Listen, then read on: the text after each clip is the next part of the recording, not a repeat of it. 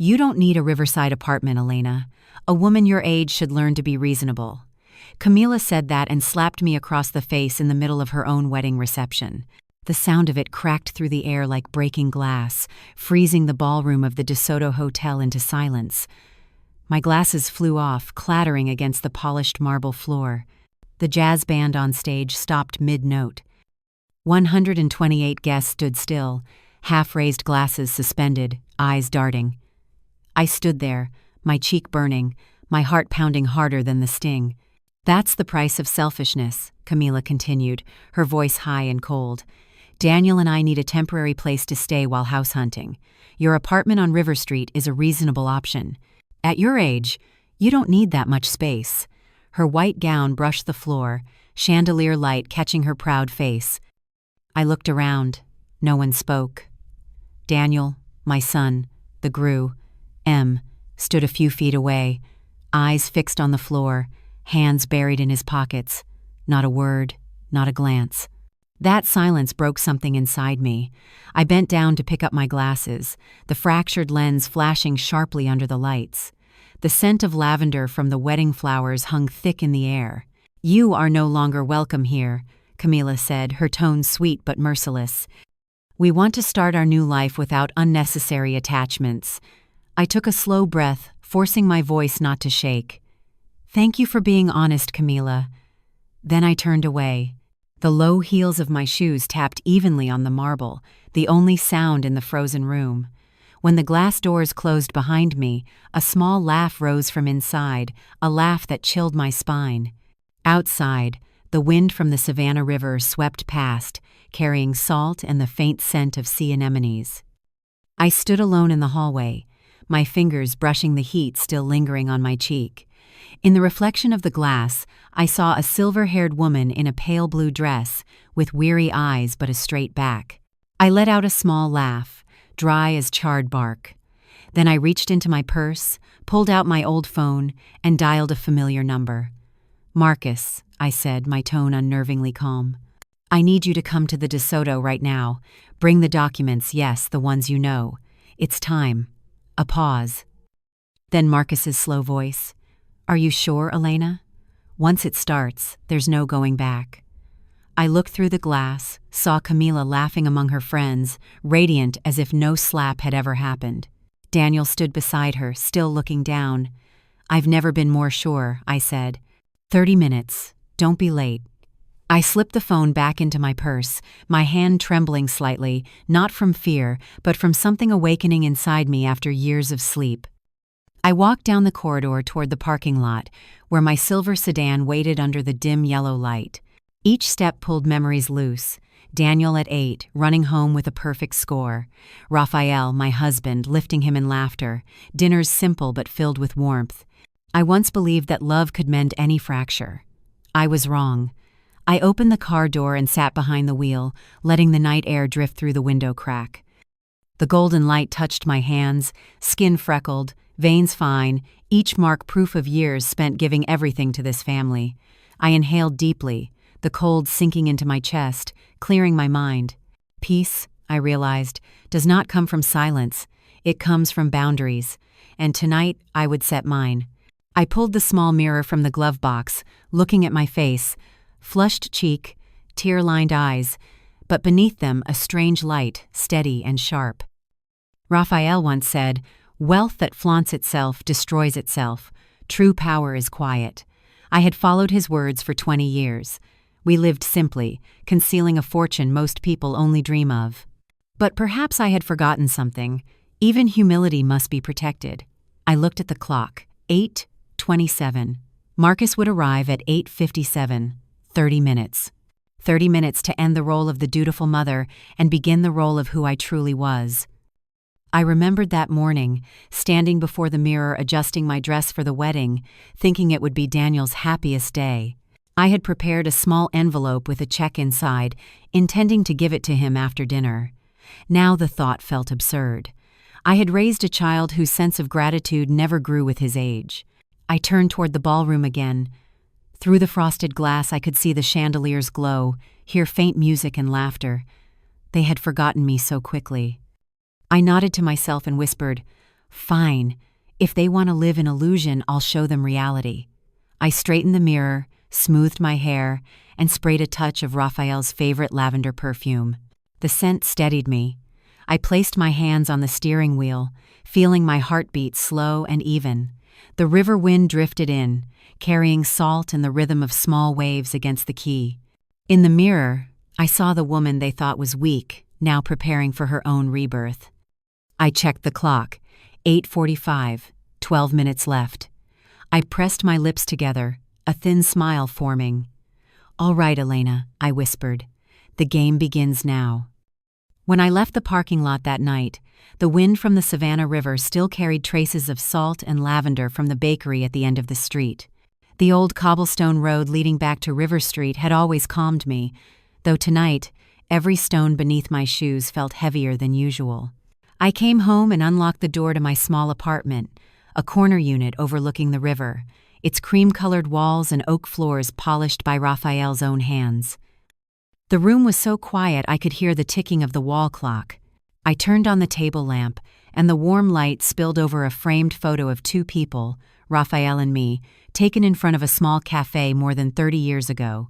He was smiling, his hand on my shoulder, while I looked at the camera with the kind of eyes that still believed things could last forever. Raphael once told me, "If the day ever comes when I'm no longer here, live as calmly as this river." I had tried to follow that advice for 20 years after he passed. I moved out of our big house in Habersham, sold the luxury car, kept the old Corolla, and chose this small apartment just enough to watch the sunset shimmer across the water every evening. I worked part-time at the Lavender and Rye Bakery 3 days a week. People assumed I needed the money. They never knew I simply needed to feel my hands were still capable. I liked the smell of flour, the act of wiping down the counter, and chatting with tourists a little older than myself. Life was simple, quiet, untouched until Camila appeared. The first time I met her was on a rainy afternoon when Daniel brought her over to introduce her. Camila was 5 years younger than my son, with dark brown hair and a voice so confident it bordered on shrill. The very first moment she walked in, her eyes swept across the apartment, pausing on every detail as if she were appraising its worth. "Cute," she said, forcing a smile. "Very vintage," I replied softly. "I prefer things that have lived longer than people." She laughed, not understanding or pretending not to. From then on, every visit came with little stabs disguised as comments. "Your car still runs? Not bad for a 12-year-old model. Don't you find this place depressing? It's so small. You must get lonely." I smiled and said nothing. I thought she was just young, still learning how to speak to her elders. But slowly, I realized the mockery wasn't accidental. It had the intent of a kind of test, as if she wanted to see whether I had any boundaries at all. One morning, while I was arranging loaves at the bakery, Daniel showed up. He was in a suit, his face slightly tense. "Mom," Daniel said, "Camila thinks it's risky for you to live alone. We think you should consider moving to a senior community. They have doctors, security, all the amenities." I set the tray down and wiped my hands. "Do you think I can't take care of myself anymore?" Daniel avoided my gaze. "It's not that. We just worry about you. The older you get, the more you should think about safety." I smiled faintly. If I were afraid of loneliness, I wouldn't have chosen this apartment. He said nothing for a while, then added, "Camila only wants what's best for you." I said quietly, "Or for herself?" That evening when I came home, a brochure lay on my kitchen counter, an advertisement for Sunset Village, retirement living at its finest. I didn't need to ask who had brought it. I folded it neatly and dropped it in the trash. But inside me, a small crack had formed. I began to sense that my son's affection was shifting. It was no longer a simple concern. It was pity mixed with calculation. A few weeks later, Camila and Daniel came for dinner. I cooked grilled lobster, Raphael's favorite dish. As I served the table, Camila glanced around and said, "So cozy. You still use this old silverware set? It's so classic." I smiled. "Classic isn't the same as outdated." She shrugged. "I just worry they might rust." The meal dragged on heavily. After they left, I washed the dishes in silence, listening to the sound of water and realizing my hands were trembling not from fear but from anger. Raphael used to say, "You don't need to react to contempt, just remember it." I did remember, every look, every tone. Another night, as I passed the living room, I heard Camila's voice on the phone. "Mom, she's easy. She really thinks we're worried about her. If we can convince her to move out, I could stay there for a few months." She has no idea what that apartment's worth these days. I froze in the dark, my fingers gripping the armrest until my knuckles went white. Her voice faded, then stopped. I didn't step out. I just turned quietly and went back to my room, closing the door. I didn't sleep at all that night. One question kept repeating in my mind. How did I raise my son to choose someone like that? The next morning, I made coffee and stood by the window watching the water. The sunlight hit the wall where Raphael's painting still hung, a small boat drifting on a river of gold. I suddenly remembered the promise I made to myself when he died, that I would never let anyone enter this life and steal the peace he left behind. Yet here I was, on the verge of losing the home he built. That day, I called Marcus Lee. He was the only person who knew how much I truly had. When Raphael passed away, Marcus had helped me organize every investment, set up a private trust, and keep everything confidential. I explained the situation briefly, and his calm voice came through the line. "I understand. For now, act as if you know nothing. I'll check." I agreed, but when I put the phone down, my heart was pounding. That was the moment I knew the storm had begun. That afternoon, as the river breeze drifted through the window, the scent of lavender filled the room, rich and distant. I thought of Raphael, of his laughter when he said, "One day, Elena, you'll need to use that patience I've always admired." I whispered to the framed photo he left behind, "Maybe that day has come." From that evening on, every time the phone rang, my heart felt like the river before a storm, still on the surface but hiding waves beneath. I knew Camila wouldn't stop, and I also knew that if I kept silent, I would lose not only my home but the last piece of self-respect I still had. I began to notice the change through the smallest things. The brief calls between Daniel and Camila grew more secretive, the sound of their bedroom door closing quickly when I passed by, and my son's eyes drifting away every time I asked a simple question. One evening, just after I had finished washing the teapot, the phone rang from the living room. I was about to step out when I heard Camila's voice, soft but clear. "Mom, don't worry. She's easy. She really thinks we care about her. Once I convince her to move out, I'll let you know right away. That apartment's worth at least $600,000 now." My heart stopped. $600,000. They were talking about my home as if it were an item on an auction floor. I stood still, my hands wet, drops falling to the floor. She paused for a few seconds, then chuckled. "Yes, Daniel agrees. He says his mom is sweet, too trusting. I just have to be patient." I stepped back, leaning against the wall, hearing my own heartbeat echoing in my chest. When she came out, I pretended to be wiping the table. "You're still awake?" Camila asked with the usual smile painted on her lips. "I like to tidy up before bed," I said evenly. She nodded and went straight upstairs. I sat down on the sofa, looking around my apartment. Everything looked peaceful, yet something inside me had cracked. The paintings Raphael made, the lamp he repaired himself, the vase I changed water for every morning, all of it suddenly felt fragile. I realized the peace I'd clung to all these years could be stolen at any moment, not by strangers but by the people I once trusted completely. The next day, Daniel came by. He sat across from me at the dining table with that familiar restlessness in his posture. "Mom," he began, "Camila only wants what's best. You should think about moving. At your age, you need care and safety." I set my teacup down and looked directly at him. "Safety from what, Daniel? From the house your father built for me?" He shifted uncomfortably, tapping his fingers on the table. "That's not what I meant. But Camila says this apartment is too big for you alone. She just wants to help." I smiled faintly. "Help? By pushing me out of my own home?" Daniel fell silent, his eyes turning away. I continued, my voice calm but firm. "You know, what makes a heart grow cold isn't time. It's silence when someone you love is humiliated. That night, at the wedding, you watched. You didn't defend me. Do you know that hurt more than the slap itself? Daniel lowered his head, his hands clenched. I'm sorry, Mom. I just didn't want to embarrass Camila. I let out a short, dry laugh. And what about me? How much was my face worth? When Daniel left, I sat alone in the quiet room. The wind from the window carried the damp scent of the river, the soft sound of waves against the quay. I felt like I was living in a stranger's home, where everything familiar had turned into evidence of betrayal. The next day, Camila stopped by alone. She carried a paper bag. Inside was a brochure for a place called Sunset Village, a luxury retirement community, quiet and expensive. You should take a look, she said sweetly.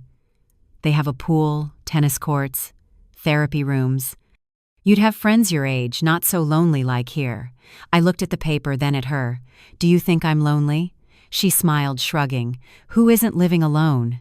I just want you to be happy. I set the brochure down on the table, my eyes never leaving hers. Thank you, but I prefer to be lonely in my own way. Camila hesitated for a moment, then shifted her tone. Daniel worries about you. You can't live alone forever. If something happens, who would help you? I replied, I've been through plenty without you. I'll manage. She gave a stiff smile, stood up, and said, I was just saying. I hope you don't take it the wrong way. When the door closed, I heard her heels tapping down the hallway, each sound like the ticking of a clock counting down to a storm. That night, I sat in the kitchen, the yellow light stretching my shadow across the wall. I took out a small notebook from the drawer and wrote a few lines. If they think I'm weak, they're wrong. When I finished, I folded the notebook and placed it next to Raphael's framed photo. In it, he was smiling, eyes calm. I stared for a long moment, then whispered, My love, it seems I'm about to use that patience you once admired. A few days later, I went to Lavender and Rye Bakery as usual. While I was wiping the counter, Marcus Lee walked in, the sharp eyes of a man who lives in numbers. I checked, he said quietly once the customers were gone. Daniel and Camila owe over $120,000, credit cards, car loans, and 2 months of late rent. Worse, they've been asking the bank about elderly financial guardianship procedures. I froze, still holding the towel. Financial guardianship? Yes, Marcus nodded. If they can prove you're incompetent, they can take control of your assets. I'll send you all the documents. I looked at him, my voice steady but quiet. Thank you. Don't tell anyone. Let them think I'm still naive. Marcus smiled faintly. That's the hardest part, playing the fool. That evening, I came home early. The sunset painted the river pink, light shimmering through the window. I made a cup of hot cocoa and sat watching the water flow. In the stillness, I could hear Camila's voice replaying in my mind, She's easy. The words repeated like a cruel refrain. I took a sip of cocoa, letting the warmth spread through me. Not anymore, I whispered. Never again. Saturday morning, I arrived at Lavender and Rye earlier than usual. The scent of baked bread and lavender filled the air sweet and warm, but today, that smell tightened my throat. I arranged tulips on the shelf, each petal trembling softly under the sunlight. Just like the years I once believed I was strong enough to endure everything. But this morning, something in me began to change. I no longer wanted to endure. I wanted to see clearly. Near noon, Marcus came by carrying a thick envelope. He didn't say much, just placed it on the table and looked at me for a long moment. I did as you asked. Everything you need is here. I opened the envelope. Thin sheets of white paper filled with cold numbers stared back at me. Statements, debts, and loan agreements. Daniel and Camila owed a total of $148,000. Credit cards, 2 personal loans, and unpaid rent. I turned to the last page. Request for evaluation of financial capacity of an elderly individual. Daniel's signature was right there. I set the paper down, my chest hollow. So my son really intends to strip me of my rights, I whispered. Marcus nodded. I'm sorry, Elena, but at least now you know what you're up against. I nodded slightly, sliding the envelope into my purse. Thank you. But Marcus, I need one more favor. He tilted his head.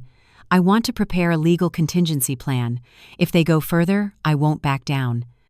Marcus was silent for a few seconds, then said, "I'm guessing you don't intend just to defend yourself." I looked out the window, where the sunlight shimmered across the Savannah River. "No," I said. "I intend to let them destroy themselves with their own greed." That afternoon, I delivered flowers to a regular customer, Mrs. Helen, 72, a retired art teacher. She lived alone in a small house on Whitaker Street and ordered fresh flowers for her studio every week. "Elena," she smiled when she saw me, "my son just called. He wants to sell my house and move me into a nursing home. The young are so afraid we'll live too long." I sat beside her and held her hand. "It's not just your son, Helen. I'm learning how to say no again." She looked at me with old but bright eyes. "Good. Don't let anyone teach you how to disappear." Her words stayed with me the entire way home. That night, I returned late, unlocking the door to an apartment scented with lavender and warm wood. On the kitchen table sat an unfamiliar bouquet of white roses, no card attached. I knew immediately it was from Camila. A cheap attempt at irony, or a performance of remorse.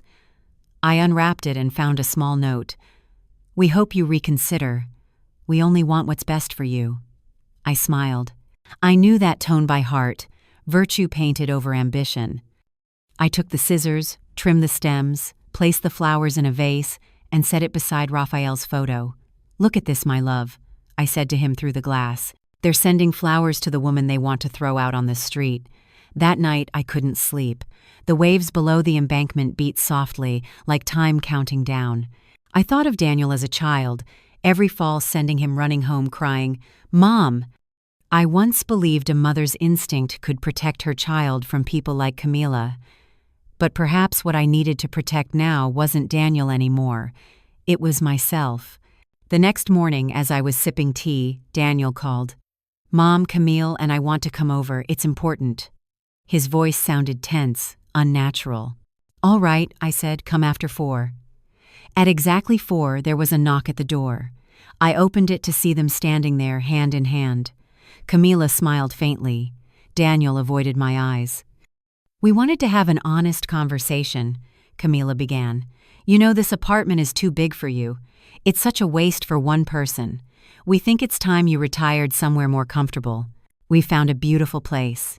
She laid a folder of brochures and a sample contract on the table.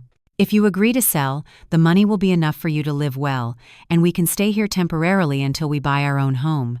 I sat down slowly and poured tea. "You two have planned this well," I said quietly. Daniel glanced at Camila, then said, "Mom, I just want what's best for you." I set the teapot down and met his eyes. "If it's really for my good, why does it feel like I'm being priced?" No one spoke. I pulled the folder closer, flipped through the pages, and then set it down. "This apartment is not for sale, and I'm not going anywhere." Camila gave a thin smile. "You're being stubborn, Elena." "I just worry one day someone will have to call an ambulance for you." I looked up, my tone calm. "If that day comes, I'll call it myself. But today, you should leave." They stood up, their faces cold as glass. When the door shut behind them, the room fell silent, except for the ticking clock. I exhaled slowly, then turned to Raphael's photo. "My love," I whispered, "maybe it's time I stop being silent." That very evening, I called Marcus. "Prepare the documents to secure my assets. I want everything protected before they make their move." He asked, "What are you planning, Elena?" I replied, "I'm going to let them see the price of trading love for greed." Before bed, I wrote a few lines in my notebook. Day 32 since the slap at the DeSoto. Everything is becoming clear. Peace doesn't come from silence. It comes from knowing when to stop enduring. Outside the window, the lights across the river stretched into long ribbons on the water.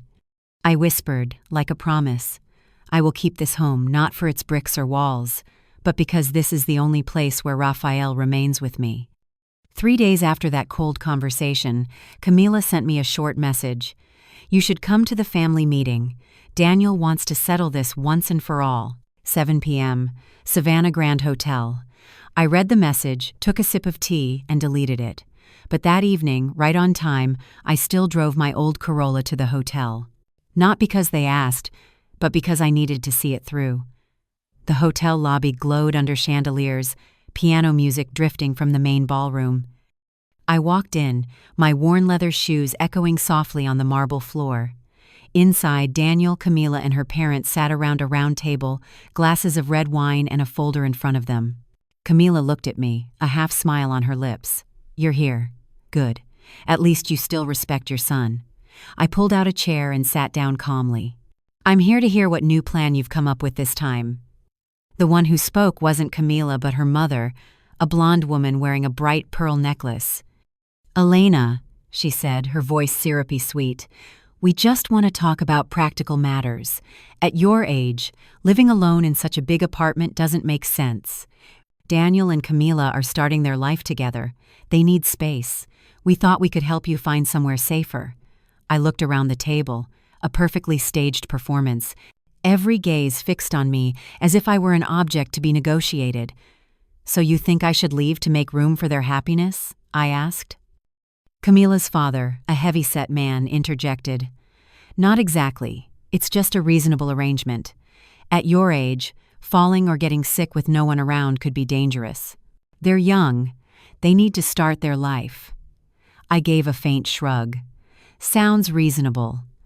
And if I refuse?" Daniel lifted his head, his tone soft but firm. "Mom, I don't want this to get ugly, but if you keep being difficult, I'll have to involve lawyers. I don't want it to come to that." The words cut through me like a blade. I took a deep breath and placed my hands on the table. "You know, Daniel, people lose their parents in many ways. Some lose them to illness, some to accidents. But me, I'm losing my son to greed." The whole table went silent. Camila smirked. "Don't be dramatic, Elena. This is about property, not a soap opera." I looked straight at her, my gaze so steady she flinched. "No, Camila. This is about dignity, and that's something you'll never understand." I stood up, pulled from my purse the envelope Marcus had given me days ago, and placed it on the table. "Inside are copies of your debts, $148,000, not including late rent. I know everything, and I also know you've been trying to find a legal way to take over my assets. How unfortunate that the people trying to teach me to be reasonable are the ones about to lose everything." Camila's face went pale. What? What are you talking about?" I smiled lightly. "The truth, something you've never dared to face." Daniel leaned forward, his voice shaking. "Who told you?" "Marcus," I replied, "the only man your father ever trusted." In that instant, the room fell dead silent. Camila's mother cleared her throat, trying to salvage the moment. "There's no need to turn this into a war, Elena. We can talk privately, reach a civil agreement." I cut her off. "No need. I already have my own lawyer. As of today, all my assets have been transferred into a secure trust. None of you has access to a single cent." Camila shot to her feet, her voice shrill. "You think you've won? You're turning against your own son." I looked at Daniel slowly. "No, Camila, I'm protecting the son you turned into a stranger." I grabbed my purse and stepped away from the table, hearing Camila's voice rising behind me. "You'll regret this. When you're old and alone, no one will be there for you." I turned back, smiling calmly. I'd rather be alone than surrounded by people who only see my worth in numbers. I left the hotel, the cool river wind carrying salt and wild lavender. At the parking lot, I paused, looking up at the sky-tinted purple. For the first time in months, I wasn't afraid. Maybe because once you've touched the depth of betrayal, there's nothing left to lose. When I got home, I turned on the lights, the golden glow washing over Raphael's framed photo. I set my keys on the table just as the phone rang. It was Marcus. "Elena," he said, "I just finished transferring the trust. From now on, your apartment, accounts, and investments are legally protected. They can't touch a dime." I closed my eyes and exhaled, a quiet relief filling me. "Thank you, Marcus. I just want peace." He chuckled softly. "Peace sometimes needs a bit of storm, you know that." After the call, I poured myself a glass of wine and sat on the porch watching the river. Under the moonlight, the water sparkled like shards of broken glass.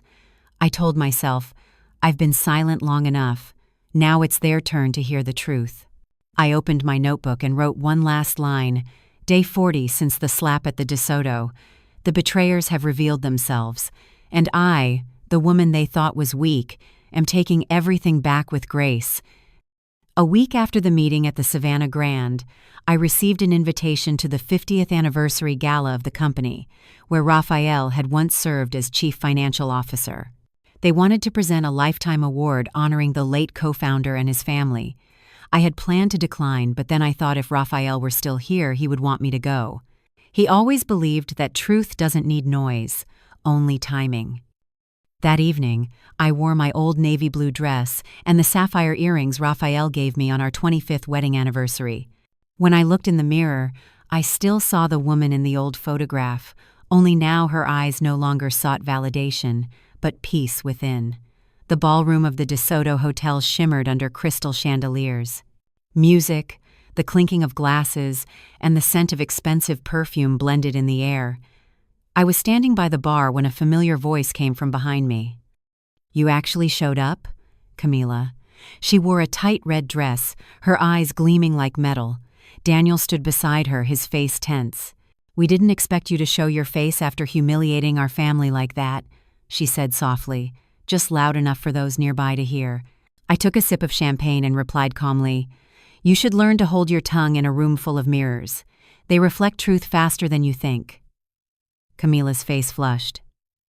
"You'll pay for this. My mother is working with an attorney. We'll prove you're no longer mentally fit to handle your assets." I smiled slightly, looking straight at her. "If I'd really lost my mind, I would have handed the apartment to you already." Daniel gently tugged at his wife's hand, but she pulled away. "Stop pretending, Elena. Everyone knows you're just a poor old woman trying to act dignified." I looked at her and answered slowly, "You're wrong, Camila. I have become poorer, yes, but because I chose simplicity. You pretend to be rich because you're terrified people will see how empty you are."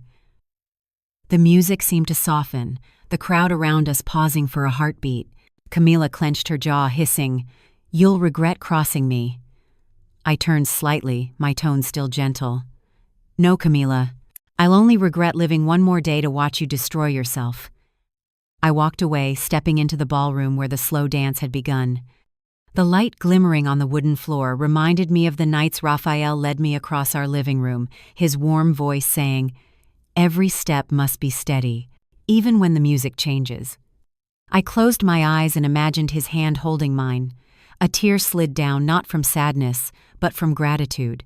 He had taught me that serenity is the final strength of the wounded. When I opened my eyes, I saw Marcus walking toward me, holding an envelope. He said quietly, "It's time." I nodded. Together, we walked to the stage where the host was announcing, "Please welcome Mrs. Elena Vance, widow of the late CFO Raphael Vance, to receive the honorary award." Applause filled the hall. I stepped up, took the microphone, and looked out over the sea of faces. Daniel and Camila sat in the middle row, their faces drained of color when they saw Marcus standing beside me with the folder in his hand. "I want to thank the company for remembering my husband," I began. "Raphael always believed that true worth doesn't lie in what we show, but in what we quietly preserve. Tonight, I want to give this company a gift, a scholarship fund in his name for the children of employees, valued at $5 million.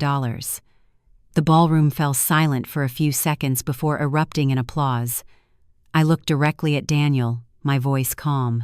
Raphael always taught me that wealth only matters when it helps people rise, not when it's used to humiliate others. Camila's mouth dropped open, Daniel sat frozen, and Marcus handed the envelope to the board members. "The transfer was completed this morning," he said. "Part of Mrs. Vance's personal assets moved directly from her trust." Then I stepped down and walked past Daniel's table. He stood, his voice trembling. "Mom, did you really have to do this? Dad worked his whole life for that money." I gently placed my hand on his shoulder. "And I just used it exactly how he would have wanted to honor those who understand true value." Camila sprang up, her voice sharp. "You're insane! You threw away everything just to prove a point?" I turned back, meeting her eyes deeply. "No. I proved that money was never what made me valuable. But tonight, you'll see what truly can't be bought." As I turned away, the music shifted, and the waltz Raphael used to love began to play. I stopped in the middle of the floor, closed my eyes, and moved softly to the rhythm in memory. The rustle of silk, the gentle laughter around me, and the glow of the chandeliers together framed a reflection of a woman no longer trapped by fear or guilt. Marcus approached quietly and whispered, "You know they won't stop." I nodded. "I know. But this time, they'll face justice, not my silence." That night, as I left the hotel, I looked back at the building blazing with light. Inside, Daniel and Camila were drowning in stares and whispers they couldn't escape, and I felt as if I'd just walked out of the thickest fog of my life. I arrived home as the clock struck midnight.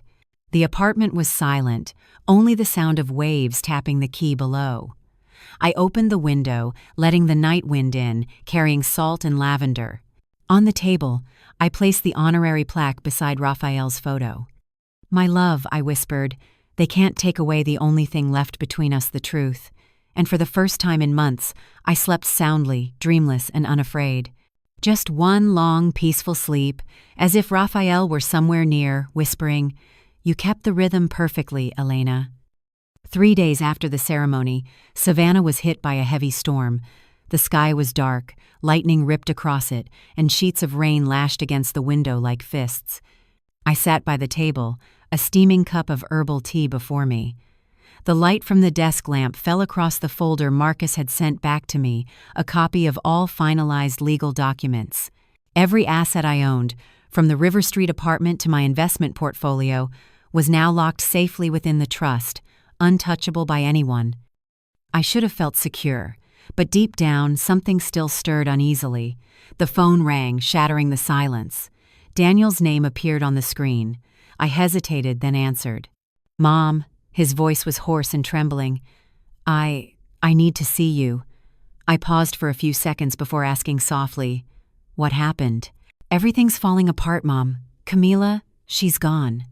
She took the credit cards, the money from our joint account, and—" his voice broke. "And part of the company funds I guaranteed under her name." I closed my eyes. The rain hammered the roof like an angry heartbeat. "Where are you?" "In the car, outside your building." I didn't know where else to go. I sighed, stood up, and opened the door. Daniel stood there drenched, his hair plastered with rain, eyes red and hollow. I brought him inside and made him a mug of hot cocoa.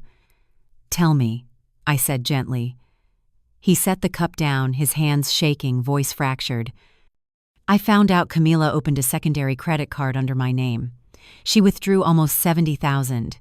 She borrowed money from people using my name for investments. When I confronted her, she laughed and said, 'You really thought I married you for love?' Then she left." "Mom, I've lost everything."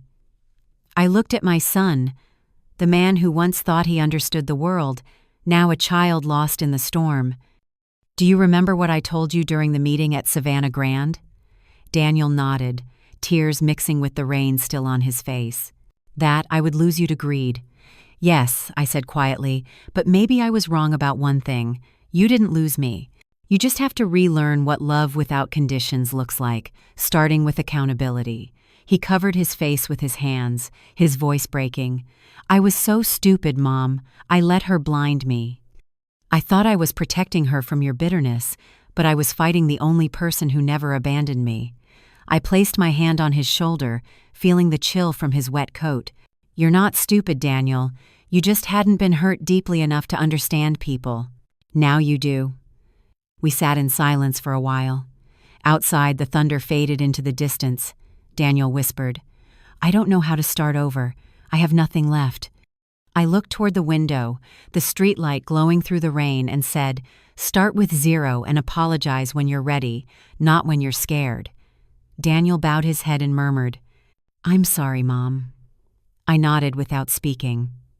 In that moment, I felt no satisfaction, no triumph, only a quiet sorrow, like someone standing among ruins yet knowing flowers will grow there again. The next morning, the sky cleared. Daniel was still asleep on the sofa, exhausted but calmer. I left a note on the table. "Breakfast is in the fridge. I'm going out for a while." I walked along the river, the morning air damp with earth and mist. Savannah felt strange that morning, loud yet gentle, as if every soul in the city was washing away its sins. I stopped in front of Lavender and Rye, where the glass still bore the words baked with kindness. Today, I wasn't there to work. I just wanted to stand, to remember the quiet mornings before everything changed. I took out my phone and texted Marcus. "I need to see you this afternoon. There's something to discuss." That afternoon, we met at a small cafe by the river. Marcus asked, "Daniel came to you?" I nodded. "And Camila?" She ran. "But I think we'll hear from her soon. People like her never disappear quietly." Marcus gave a faint laugh. "True, they always leave behind perfume and debt." I smiled. "This time I'll handle it, not with anger but with justice." When I got home, Daniel was still there, cleaning the kitchen, making tea. "Mom," he said, "I just got a call from the law firm. They said Camila's been reported for financial fraud in 2 other states. She might be wanted now." I set my bag down and replied calmly, "Justice comes when it's meant to, Daniel. Not early, not late." That evening, Daniel sat beside me for a long while before asking softly, "Mom, can you forgive me?" I turned to him, my eyes gentle but steady. "Forgiveness isn't to give others peace, Daniel. It's to give it to yourself, and I already have mine." He lowered his head, and I brushed his hair lightly, the way I did when he was 5. Inside, I felt a peace I hadn't known in years, the kind that comes only when you stop trying to fix others and start healing yourself. That night, before going to bed, I wrote in my journal, "Day 50, 2 since the slap at the DeSoto. The rain has stopped. Truth doesn't need revenge, it only needs time." A month after that rainy night, Savannah felt reborn. The willow trees along the river sprouted fresh leaves, shops stayed open later, and tourists once again wandered down the old cobblestone road. As for me, every morning began with a cup of lavender tea, the sound of birds on the porch, and the familiar noise of Daniel tidying the kitchen. He had stayed with me, at least for now. There weren't many words, just small gestures, a vase of fresh flowers on the table, a cup of coffee waiting, his eyes averting whenever they met Raphael's photo. Redemption rarely arrives loudly, it comes through patience. That morning, Daniel handed me an envelope. "Mom, my lawyer sent this. They said Camila's been arrested in New Orleans, using a fake name to open new accounts." I opened the letter, reading each line carefully. She had been charged with financial fraud, identity theft, and misuse of guarantor documentation. "The police might contact us for statements," Daniel said quietly. I folded the letter and placed it on the table. "What are you going to do?" I asked. "I don't want to see her again," he replied. "I just want to start over." I smiled. "Good. Because sometimes starting over doesn't mean adding something new. It means letting go of what no longer serves you." That afternoon, we walked along the river. Sunlight slanted through the trees, glittering on the water like threads of silver. Daniel was silent for a long while before saying, "Mom, I miss Dad." I answered, "So do I. But you know your father wouldn't want us bound by the past forever." He nodded, eyes glistening. "I know. I just wish I'd realized that sooner." I looked at him and smiled softly. "No one is late to awakening, Daniel. What matters is that you arrived." That evening, while I was rearranging the bookshelf, the phone rang. It was Marcus. "Elena, I just got word," he said. "Your trust fund's been selected for a new community initiative. They want to collaborate on creating a skills center for older women in Savannah."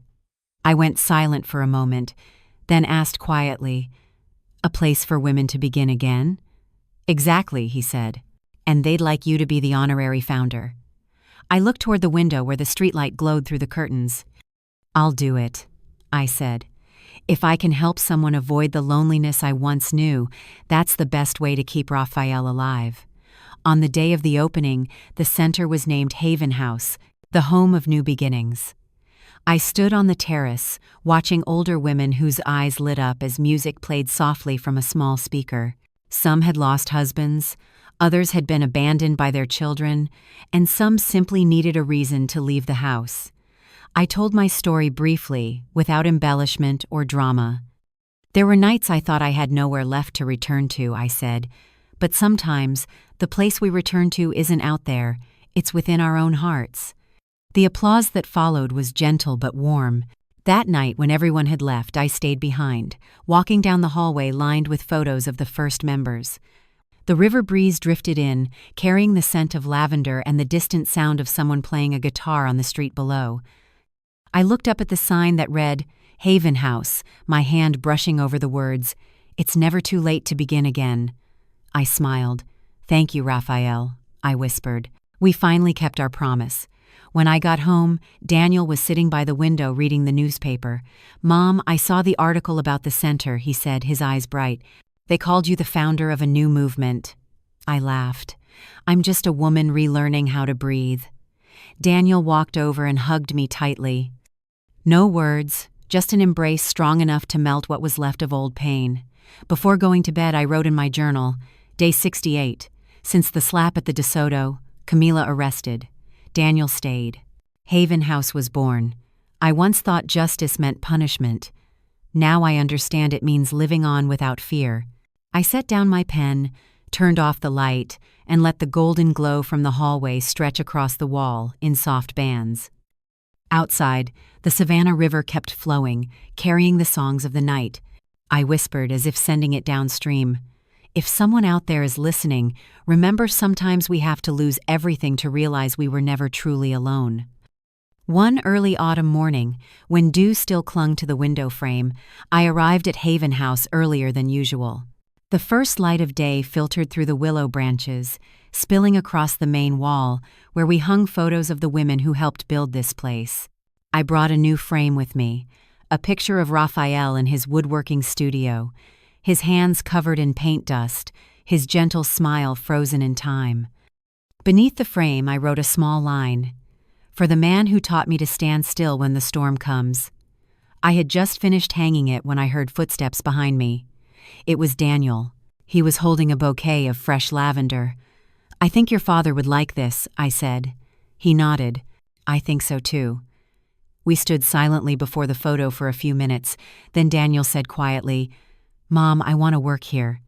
Not for you, but because I think I need to learn how to live decently again." I turned to him and saw that his eyes had changed, no longer clouded with arrogance, only humble sincerity. "If you work here," I smiled, "remember that this place isn't for the perfect. It's for those who have fallen and still choose to rise." We set the tables together for that morning's first class, a baking workshop for widowed women trying to rebuild their lives. Laughter filled the room, the sound of flour hitting wooden counters, the scent of cinnamon spreading through the air. One elderly woman named Rosa took my hand and said, "I heard your story. I used to think life ended at 60, but now I know sometimes life begins the moment we stop fearing loneliness." I replied softly, "We are both proof of that, Rosa." At noon, when everyone took a break, I sat on the porch watching the river. Small boats glided past, leaving glittering ripples in their wake. I remembered the day Raphael died. The air had smelled of salt and lavender, just like today. Back then, I thought the rest of my life would be nothing but waiting. I used to think old age was the last station. Now I understand it's only a stop, a chance to change trains and choose another direction. In the afternoon, Marcus stopped by Haven House. He held out a local newspaper. "Take a look," he said. On the front page was an article titled, "Savannah Woman Turns Pain into Shelter for Dozens of Lives." Beneath it was a photo of me, Daniel, and our first group of students. I looked at the picture and smiled faintly. "I never thought I'd end up in the paper at my age," I said. Marcus replied, "Sometimes emotional justice isn't about defeating someone, it's about being seen by the world in the right light." After he left, I returned to the standard room. On the table was a small envelope with no name. I opened it. Inside was a piece of paper, the handwriting uneven. "Elena, I heard about Haven House. I don't expect forgiveness, only to say thank you.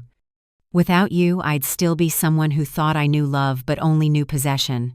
I'm learning to begin again. Camila." I read it several times, then folded it and placed it in the drawer. Not because I believed it, but because I knew sometimes remorse itself is a form of justice. I didn't need her to kneel. didn't need a public apology. It was enough that she understood everything in this world has a price. That evening, Daniel came into the office and saw me standing by the window. "Who wrote that?" he asked. "Someone from the past," I replied. "Do you want to read it?" Daniel shook his head. "No, I think some stories should end right here." I nodded. "You're right. Forgiveness isn't forgetting, it's choosing not to let it control you anymore." As dusk fell, the golden light spread across the river, and I lit a small candle beneath Raphael's photo. The flickering flame reflected on his face in the frame, making it seem as if he was smiling. "We kept this home," I whispered, "not just for ourselves, but for those who came after." That night I wrote in my journal, day 83 since the slap at the DeSoto. Haven House now has 12 members. Daniel stayed. Camila vanished from the headlines but left behind a letter. Perhaps justice isn't making someone suffer as we once did, but standing in the light, no longer afraid of the dark. I set my pen down and looked out the porch window. The lights under the River Street Bridge shimmered on the water, spreading like golden ribbons. I whispered, "Thank you for that slap all those years ago. Without it, I might never have known I could begin again." That night, the river breeze returned to Savannah. The gentle sound of waves lapping against the embankment felt like the steady heartbeat of a city finally at rest. I sat in my office at Haven House, the desk lamp casting a soft glow. On the table lay an old leather notebook and a blank sheet of paper. I was about to write a letter to Camila, not to send, but to release. "Camila, I don't know where you are. Maybe in some faraway city, maybe in a prison somewhere, or perhaps you found another kind of life. I'm not writing to recall what you did, but to say that I understand. When people are ruled by fear, fear of poverty, fear of weakness, fear of being forgotten, they'll do anything to control others.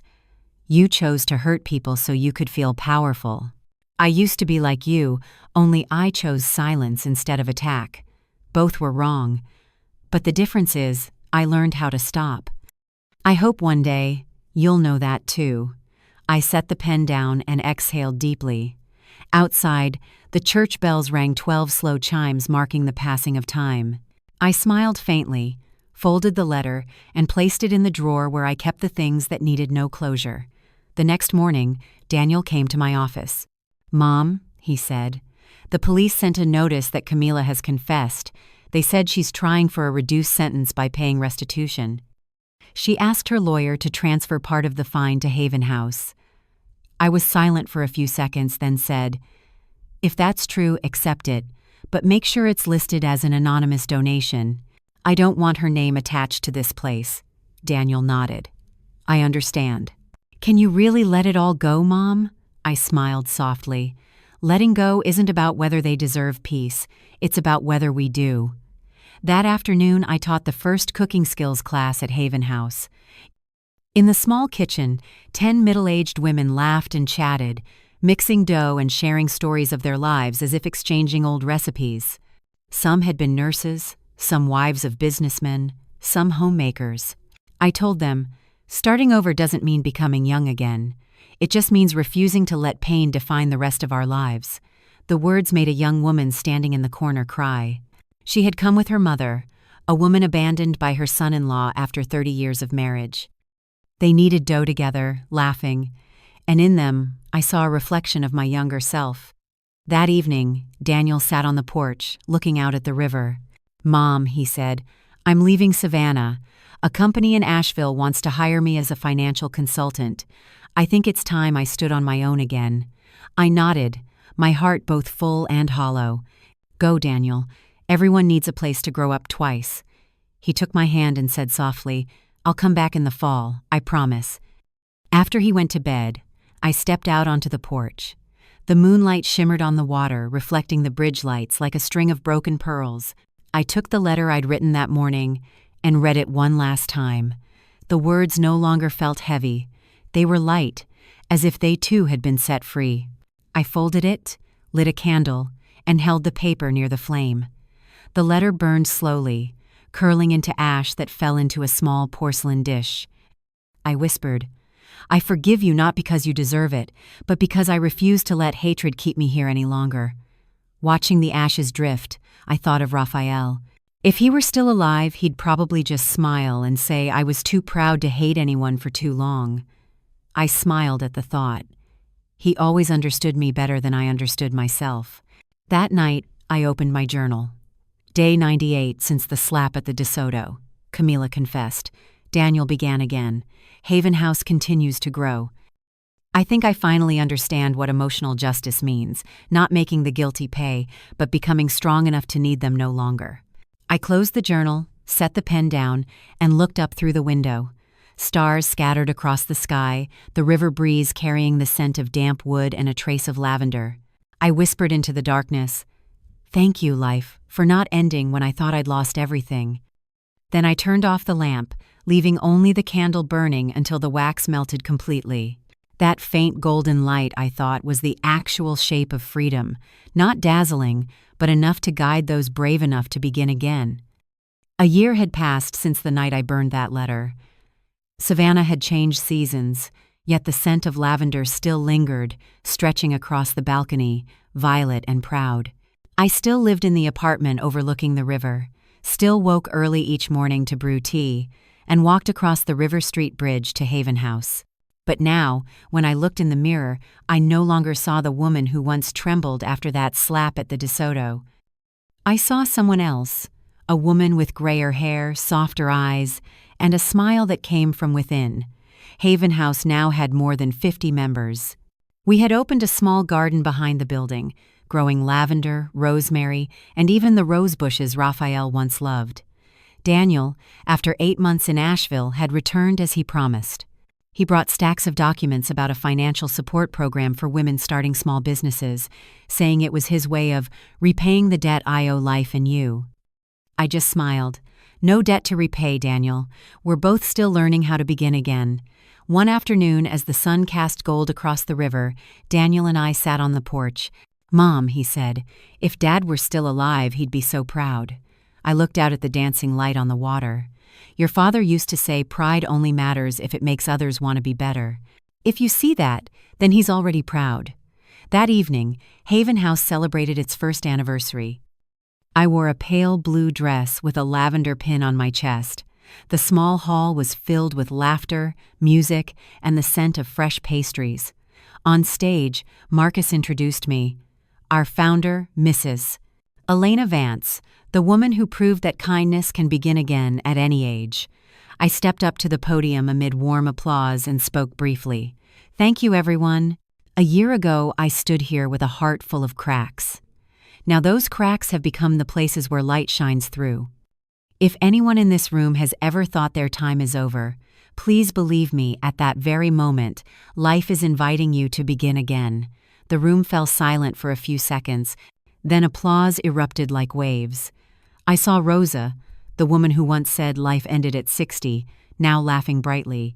I saw wrinkled hands clasping one another, eyes shining more than the lights overhead. In that moment, I knew Raphael was smiling somewhere among the crowd. When the celebration ended, Daniel approached and handed me a white envelope. "I found this in Dad's files," he said. I opened it, and it was an old letter. The ink slightly faded, but unmistakably Raphael's handwriting. "Elena, if you're reading this, I'm probably no longer there. I know you're stronger than you think, but I also know you'll hurt when you're lonely. If one day you feel like you have nothing left to give, share your pain, because when you do, someone else will be saved." I folded the letter, tears falling even as I smiled. "He was always one step ahead," I whispered. Daniel placed a hand on my shoulder. "Maybe because he knew you better than anyone." That night, after everyone had left, I stayed at Haven House alone.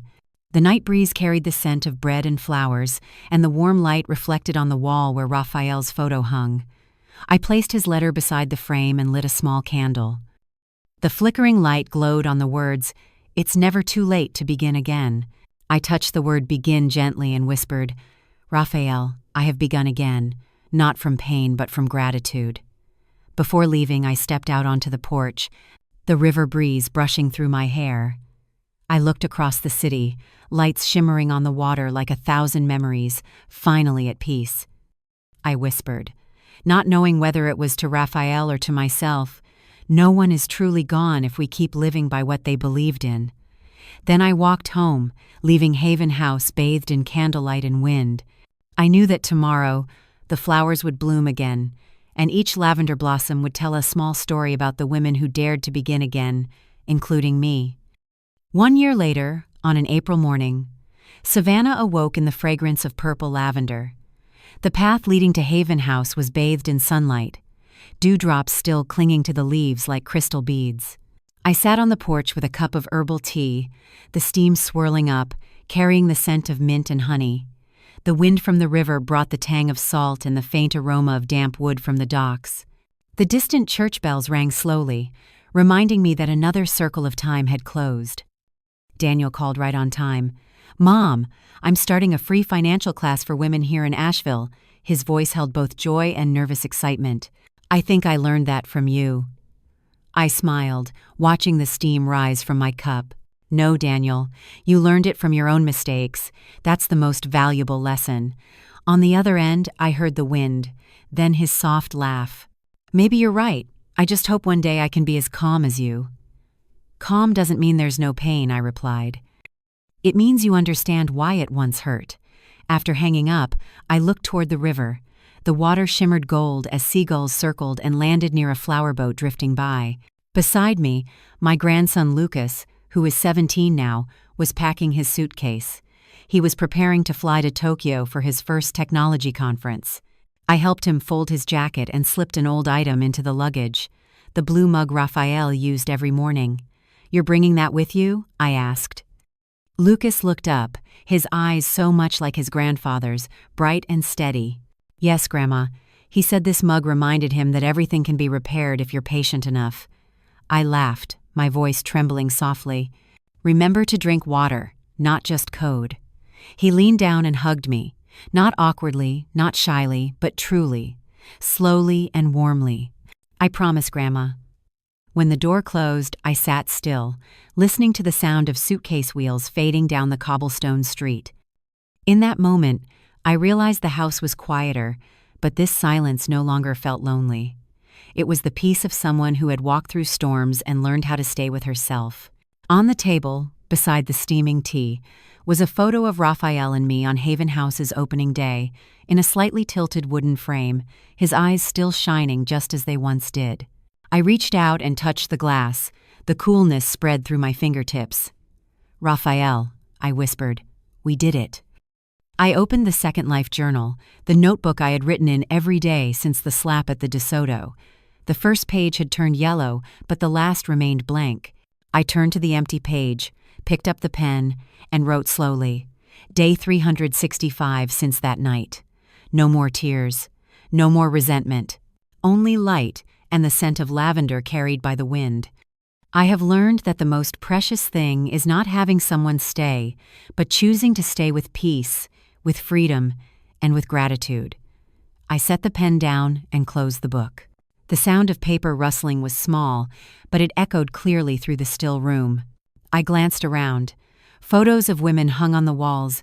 Each of them had come here with a different story, and now every pair of eyes shone with belief. Some had opened small businesses, some had returned to school, some had simply learned to smile again. Each of them, like a stem of lavender, is yet strong. On the table lay a letter from Marcus that arrived that morning. Inside was the official announcement. Haven House had been chosen as a model project for the national program supporting women's financial independence. I smiled not for the title, but because I knew this place would continue the story I began of women who thought they'd reached the end, yet still rose. As the afternoon fell, sunlight poured through the window, golden as honey. I poured more tea, watching the steam blur the window pane. Outside, the lavender field had turned the yard violet, the breeze making each stem sway as if whispering secrets. I could almost hear Raphael's voice, low and warm. "Elena, when you're tired, let others lean on you. One day, you'll realize you've been held up too." I smiled and whispered back, "See, Raphael? I did it. Not with strength, but with heart." That night, I sat on the porch. The city lights shimmered, and the small bulbs along the bridge reflected on the river like a trail of stars. I looked into the camera Lucas had set up earlier to record my first interview for his documentary project. He had asked me to share a few words, a message for those still trying to find their way to begin again. I adjusted the chair, sat upright, and looked straight into the lens. At this age, I began slowly and clearly. I've realized that peace doesn't mean the absence of loss. Peace is gratitude for what once was, for love, for mistakes, and for the wounds that helped us grow. If you're watching this, I want you to know, no one is ever too old, too late, or too weak to begin again. Every morning, as long as you can still open your eyes and believe that something good can happen, that is your beginning. I paused for a moment, letting my breath blend with the river wind, then continued. I once thought my life had ended the night I was humiliated in front of 100 people. But that night was only the first page of a new book. I am not a victim. I am the author rewriting my own story. If you've ever been hurt, belittled, or told that at your age there's nothing left to dream of, remember this: they don't know you can still bloom even after winter. I smiled, my gaze steady on the lens. And if you're watching this, tell me where you're listening from. Share your journey with me, even the smallest one. Because maybe your story will be the reason someone out there still believes there is light, even after sunset. I paused again, leaving a space for the sound of waves and wind. Then I spoke the final line, both a farewell and a thank you. This is Elena, from Haven House, the place where I learned to live my second life. And I believe you can too. I turned off the camera. The night breeze swept in, scattering a few lavender petals across the wooden floor. I gathered them in my palm.